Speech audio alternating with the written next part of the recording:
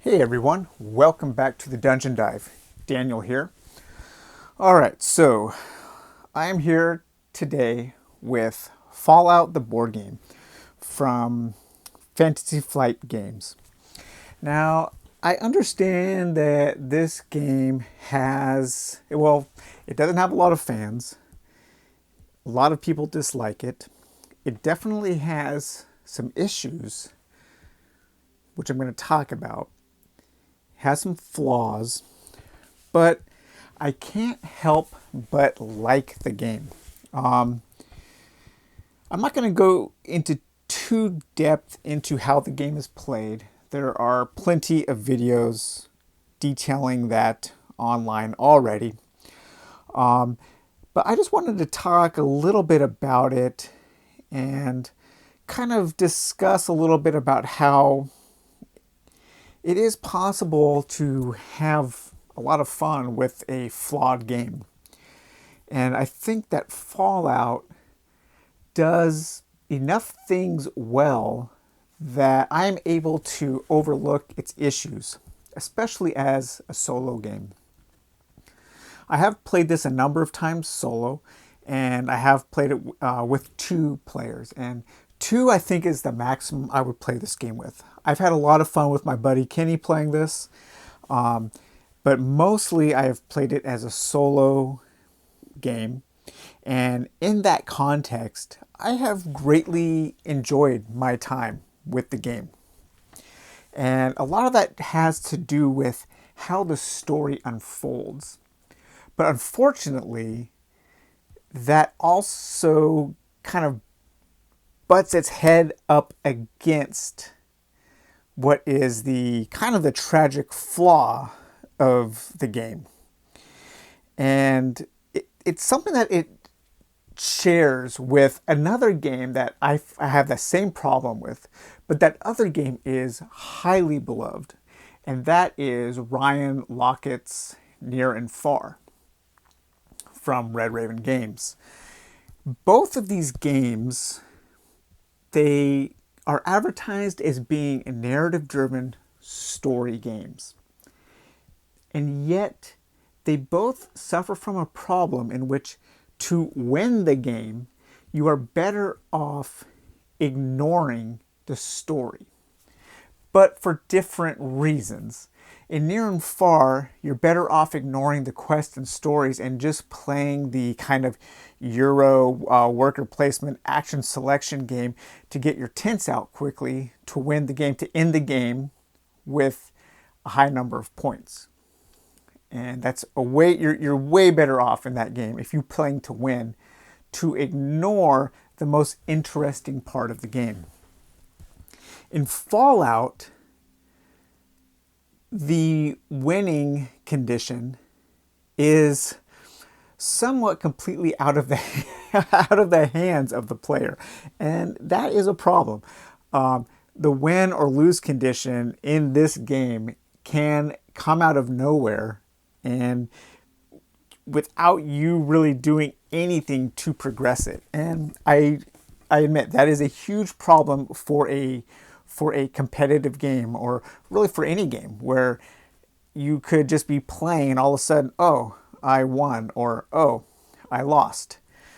So in order for me to really enjoy Fallout the game, I kind of have to ignore the part about the game that has to do with winning and losing.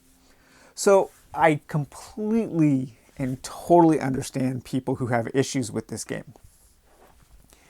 Playing it as a solo game, playing it as a game where I want to experience the story and the quests, and where I'm not so concerned about winning or losing.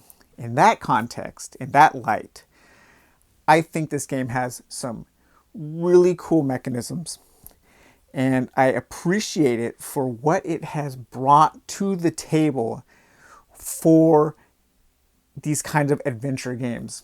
And I think the seeds of this were kind of started in Roombound 3rd edition with the story cards, and then this kind of came along, and then of course FFG, they took it and ran with it with Arkham Horror 3rd Edition. And from what I hear, that new Star Wars, the Smugglers game, Outer Rim or something, I heard that uses a similar system and that it is very good as well. Unfortunately, I cannot care less about Star Wars, so I'm completely not interested in that game, but I hear it's quite good. So what I like about Fallout is that when you set up the game, you begin with 2 small decks of encounter cards. And these encounter cards, you can have adventures on certain hexes and certain spaces. And as you go through these decks, they will have you adding more cards to them from this giant deck. I mean, this thing is massive. This giant deck of quest cards. So this is set up, and this does include the new California expansion, which I do highly recommend, just because it adds more random elements to the game and more quests. And this deck here controls all of your random events and all of your stories and all of your quests. And you are going to be pulling cards out of this giant deck and staging them in an area where these are going to be the quests that are open. Sometimes you're going to take cards from here and put them in your encounter decks. Sometimes you're going to be taking cards out and actually building a little map out of cards that you can move around on to explore one of the more intricate vaults in the game. You know, the vaults are where the survivors emerge from after the nuclear holocaust that devastated the world. And so there are a lot of elements in this game that work in tandem to create the feeling of a living and breathing world that you are free to explore. Unfortunately, you also have to worry about winning or losing the game, because you could be in the middle of a really cool quest, and some of these quests are multiple parts. For instance, I had this one where I ran into this group of orphans who were living in a train car. They were called the Boxcar Children. And they needed to be educated about the ways of the wasteland. And so they have these 3 different quests that you're going on, you're trying to complete, you know, for good or bad, and you're influencing these kids. And once you finally complete their tasks, well, then you get like this ultimate task. Well, while that was going on, I was also exploring Vault 44, which is this very complex, you know, card-based exploration. And while I was in the vault, I was ignoring the Boxcar Children, and I was also ignoring the building threat that was happening in the scenario I was playing. And when I finally made it through Vault 44 on this really cool quest, I emerged back out into the wasteland, and by that point, I had already basically lost the game because, well, for a number of reasons. First of all, I was playing the new California co-op scenario, and unfortunately, I don't think that scenario is balanced at all for playing one survivor. So I'm pretty sure that's why I lost. But needless to say, I was having a lot of fun questing and experiencing the world. But when I came face to face with the fact that the game was progressing and I was losing, I was kind of like, well, that's kind of a bummer. So I ended up losing handedly, got my butt absolutely handed to me. But I was having a good time while it lasted. And the game is not very complex. There are some ambiguities. There are some things with the quest cards where people who play these kinds of these, you know, slightly more complex adventure style games, we have a tendency to overthink things, and sometimes it's better if you just like don't and just do what the card says literally and not worry about it until something else triggers. very similar to something like this War of Mine, where you're going to be presented with information that you just don't know yet. So just ignore it until you need to and trust that the game is going to explain things, which this eventually does. But yeah, I don't know, man. It's an interesting game. The character board is interesting. You have your special stats. Leveling up is a very cool way to represent experience points where, so you have these tokens that spell special for the stats in the Fallout games. Each time you gain an experience point, you move up to the next letter that you have on your board, skipping empty spaces. And when you go all the way through back to the beginning, you get to draw 2 letter tokens, and if you draw one that you don't have, you get that letter token and you can put it on your board. And in that way, the next level you need takes 1 more experience point. And so it really does feel like the video game where, getting the first couple levels is quick and easy because you only need a couple experience points. But as you gain levels, each subsequent level takes more time. And I think it's a very good way of simulating that aspect. And then you also have, of course, your stack of perks, which in this game, they are one-time use items that can be very powerful. And you can also upgrade your character by finding loot, and there is a ton of loot in the game. Huge stack here. There is a huge stack of items to buy from merchants in towns and settlements, or from like traveling merchants. There are quite a few number of unique gear, unique items that you get from questing. I really appreciate that this game uses cardboard tokens to represent the monsters. It doesn't need a whole bunch of miniatures. You only have miniatures, and they're very good.